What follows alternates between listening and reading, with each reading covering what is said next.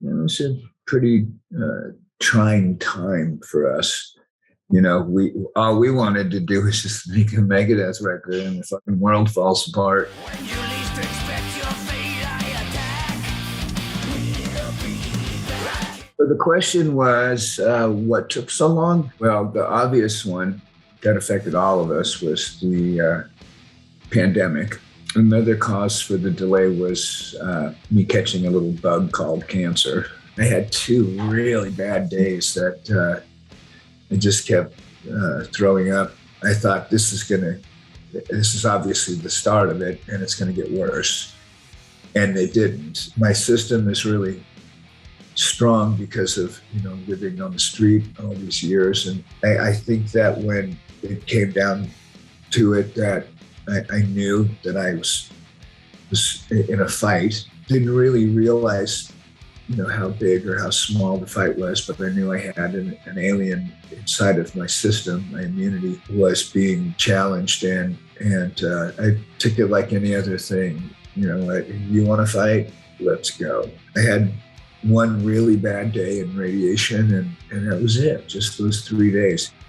There were a lot of times where the guys, bless their hearts, they're so awesome. I looked like shit, and I felt like shit, and they just kept loving on me and helping me, and we just kept playing. Those were the 2 main things. I think every time I went back and I listened to it, there were things that I thought, I could probably do that a little better, or that may not be the right note for right there. Maybe I try just a little bit harder during the soloing to reach some of those notes that I sometimes don't go for because they're a little bit out of reach. I'm self-taught, so a lot of the stuff that I do was kind of what was easy for me to do. If you don't know what you're doing and you're making sounds and stuff, you usually tend to do stuff you're familiar with. So that's kind of where my whole career, the approach has been with it is, playing and learning as you go. When we have a difficult part with a solo, we look at it 2 different ways. What is the solo itself going over? Is the rhythm really difficult? Because if it's a really difficult rhythm, usually I'll take that. Because Kiko and most of the guitar players that I've played with understood how to solo over chord changes better than I do. I just kind of find a place in the neck where it sounds right and start working around there, where these guys know, you can tell they can solo and change keys while they're soloing and change modality and all that stuff. That's one way we pick it, by how difficult the rhythm is and how hard it would be to solo over that rhythm. Now, if it's a simple rhythm and the soloing is a little bit easier, I'll generally take those parts because, like I said, my knowledge, while I have pretty good soloing chops, I tend to take the more difficult rhythms. Kiko is one of the best guitar players I've ever seen. I don't think that he really needs direction. There has been a lot of stuff with all the guitar players that I'll hear it and I'll say, let's try something here. Let's take Conquer or Die with Dystopia. Conquer or Die has this amazing solo work in there that I could never come up with. And then I told him, I said, okay, when the rhythm climaxes, let's go back to the original melody that was the solo.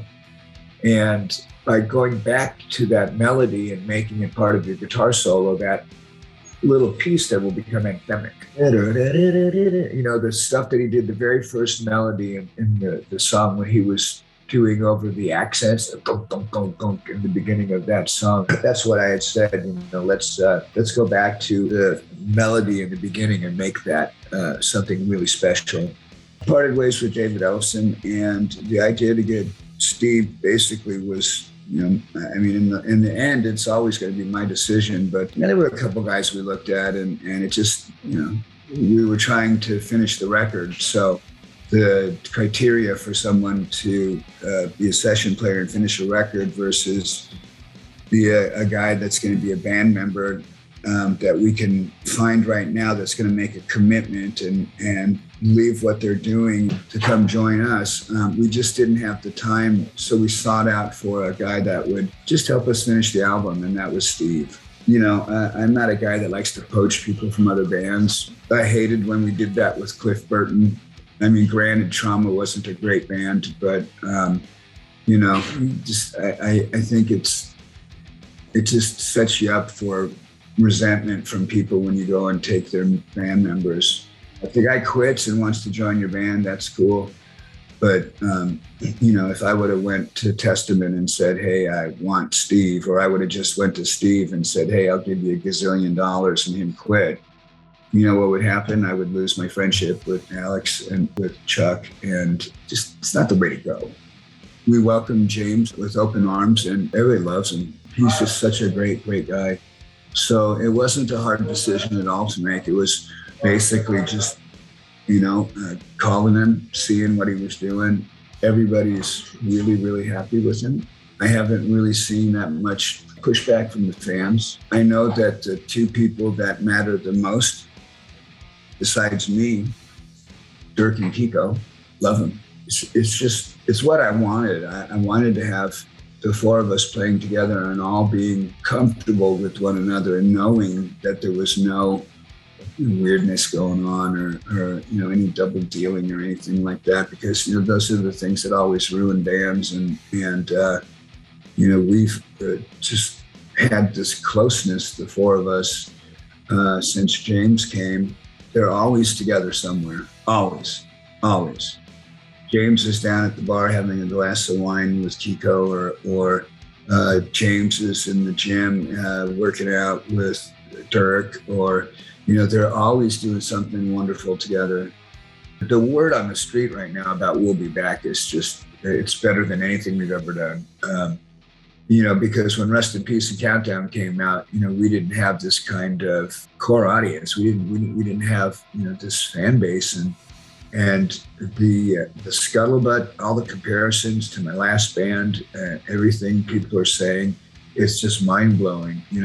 One thing that we've always done in the past to kind of screw things up is we would take our best track off the record and put it out first, and then the second track would be a radio song, because that's how the record label wants it with everybody. So I said, you know what? We're not going to do that. You can put your radio song out, but we're not having that be our second song.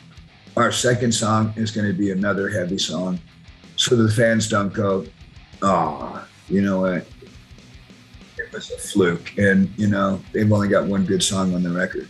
That feeling that you get, like when you're listening to Soldier On, some of the other songs that are about victory in the end, it translates to people. They can really feel that when they know now that we've all been through the pandemic together, that I went through cancer, that me and the fans help each other get through this. And now we're eagerly anticipating a new Megadeth record that has some of the best songs I've ever written on it. And to have Kiko and Dirk's songwriting abilities on the record was another gift. I can't wait for you to hear the whole thing.